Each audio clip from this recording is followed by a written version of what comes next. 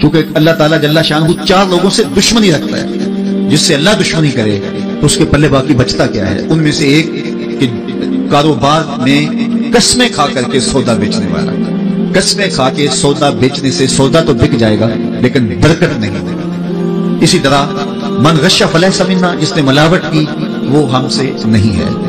تیسری بات کہ اس میں جھوٹ نہ بولے بلکہ اس میں سچی بات کرے۔ اور چوتھی بات اور جو بنیادی ہے کہ آپ کے کاروبار کے اندر سود کی کسی صورت میں بھی آمیزش نہیں ہونی چاہیے۔ سود کے بہت رنگ ہیں، مختلف طرح کے سود ہیں۔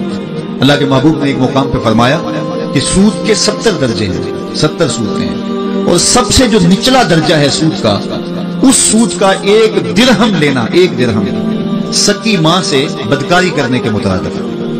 اب آپ یہ اندازہ کیجئے یہ حضرت ابو ہریرہ رضی اللہ تعالیٰ عنہ کی مرویات سے ہے، اور پھر اس سے جو بے برکتی نحوست کاروبار کے اندر آئے گی تو کچھ باقی نہیں بچے گا۔ اگرچہ وہ دیر کے ساتھ پہنچے گا لیکن وہ کاروبار اپنے منطقی انجام تک ضرور پہنچے گا۔ اور سب سے بڑی بات یہ ہے کہ سود تمہارا باطن کھا جائے گا، سود تمہارے اندر کو لوٹ لے گا، تمہارے رب کی ناراضگی کا سبب ہے۔ اللہ تعالیٰ جل شانہ نے قرآن مجید میں بہت ساری باتوں سے میں منع کیا کہ یہ کام تم نے نہیں کرنے ہیں، حکم دیا کہ یہ کام نہیں کرنے، اس کی حکمتیں بھی بیان کی۔ مثال کے طور پہ شراب کی حکمت ہے، تو شراب پینے سے تحور بھی پیدا ہوتا ہے اور بہت ساری چیزیں ملتی ہیں، لیکن کہا کہ اس کے نقصان بھی ہے۔ وَإِسْمُهُمَا أَكْبَرُ مِن نَفْعِهِمَا، اس کی برائیاں اور اس کے نقصان جو ہیں، اس کے جو منافع ہیں اس سے زیادہ ہیں۔ بدکاری اور زنا کے بارے میں ممانعت کا حکم دیا تو فرمایا لا تقربوا الزنا انه كان فاحشة وساء سبيلا، یہ بڑی کھلی بے حیائی ہے اور برا راستہ ہے، شریف آدمیوں کو زیبا ہی نہیں دیتا۔ اس کی حکمتیں بیان فرمائیں۔ اب آئی بات سود کی، تو یہ بہت بری بات تھی۔ اب مدینے کے یہودیوں نے کہا انما البیع مثل الربا، کہ جو بیع ہے وہ بھی سود اور بیع ایک جیسے ہے، وہاں بھی پیسے لگائے جاتے ہیں اور نتیجہ ملتا ہے نفع کی صورت میں، یہاں بھی پیسے ہی لگائے جاتے ہیں تو نتیجہ ملتا ہے، تو دونوں ایک جیسے ہیں۔ یہ کیا ہوا کہ ایک حلال ہے اور ایک حرام ہے، دونوں جگہ پیسے انویسٹ کیے جاتے ہیں اور نتیجہ سامنے آتا ہے۔ اس کا جواب اللہ اگر چاہتا تو اس پہ دلائل دیتا نا کہ سود کاروبار جیسا نہیں ہے، اور اللہ دلائل کے انبار لگا دیتا، لیکن یہاں اللہ تعالیٰ نے جو جواب دیا ذرا سنیے اور توجہ کیجیے۔ جب انہوں نے کہا کہ سود اور بیع، کاروبار اور سود ایک جیسے ہیں، اللہ فرمایا ایک جیسے نہیں ہے۔ کیوں ایک جیسے نہیں؟ دلیل ذرا سنیے۔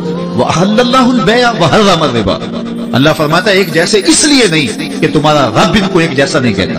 بات کرتا یہ اس کی حاکمیت کا اعلان ہے، یعنی اللہ یہاں کوئی دلیل نہیں دی، دلیل یہ ہے کہ میں تمہارا رب ہوں نا، تو میں جب کہتا ہوں کہ ایک جیسے نہیں ہے تو پھر بات ہی ختم۔ دیکھیے استاد ہو، باپ ہو، بیٹے کو کوئی حکم دے تو وہ کہے کیوں، تو وہ اس کو حکمت سمجھائے کہ بیٹے اس لیے یہ کام کرنا ہے، یہ اس کی شفقت ہے۔ لیکن کبھی ایسا ہو کہ استاد کوئی حکم دے یا باپ کوئی حکم دے تو بیٹا کہے کیوں، تو باپ کہے کہ میں باپ ہوں اس لیے حکم دے رہا ہوں، استاد کہے میں استاد ہوں اس لیے حکم دے رہا ہوں۔ یہ اس کی حاکمیت ہے۔ ڈاکٹر کہے کہ تمہاری یہ بیماری یہ چیزیں نہیں کھانی، روز لکھ کے دیتے ہیں ڈاکٹر کہ یہ نہیں کھانی، تو مریض اگر پوچھ لیتا ہے جناب یہ کیوں نہیں کھانی، تو وہ بتا دے کہ اس میں یہ جز زیادہ ہے اور یہ تمہارے لیے مزاج سے ٹکرا جائے گا، اس کی حکمت بیان کرتے ہیں۔ لیکن کبھی کوئی مریض پوچھے جناب یہ کیوں نہیں کھانا، تو ڈاکٹر کہے میں ڈاکٹر ہوں، بس بات ختم، میں جب کہہ رہا ہوں نہیں کھانا، تو یہ اس نے اپنی اس شان کو بیان کیا۔ تو اللہ تعالیٰ جل شانہ نے یہاں اپنی حاکمیت کو بیان کیا کہ وہ کہتے ہیں کہ سود اور کاروبار ایک جیسے ہیں۔ اللہ فرماتا ہے ایک جیسے نہیں ہیں، کیوں کہ تمہارا رب ان کو ایک جیسا نہیں کہتا۔ جب رب ایک جیسا نہیں کہتا تو پھر ایک جیسے نہیں ہے۔ اب اگر کوئی کہتا ہے کہ نہیں میں تو کروں گا، اللہ فرماتا پھر میں اس کو جنگ کا چیلنج دیتا ہوں۔ بہت سارے امور ہیں، غلطیاں ہیں، لیکن اللہ نے کسی کو جنگ کا چیلنج نہیں دیا ہے۔ پورا قرآن اٹھا لیجیے، صرف ایک سود خور ہے جس کو اس نے جنگ کا چیلنج دیا، اور اللہ جس کو جنگ کا چیلنج دیتا ہے پھر اللہ کی خفیہ تدبیر اس کو جکڑ لیتی ہے، اور پھر وہ ایک وقت آ کے کہتا ہے، پھر اتنا روتا ہے چیختا لیکن کوئی حل نہیں ہوتا۔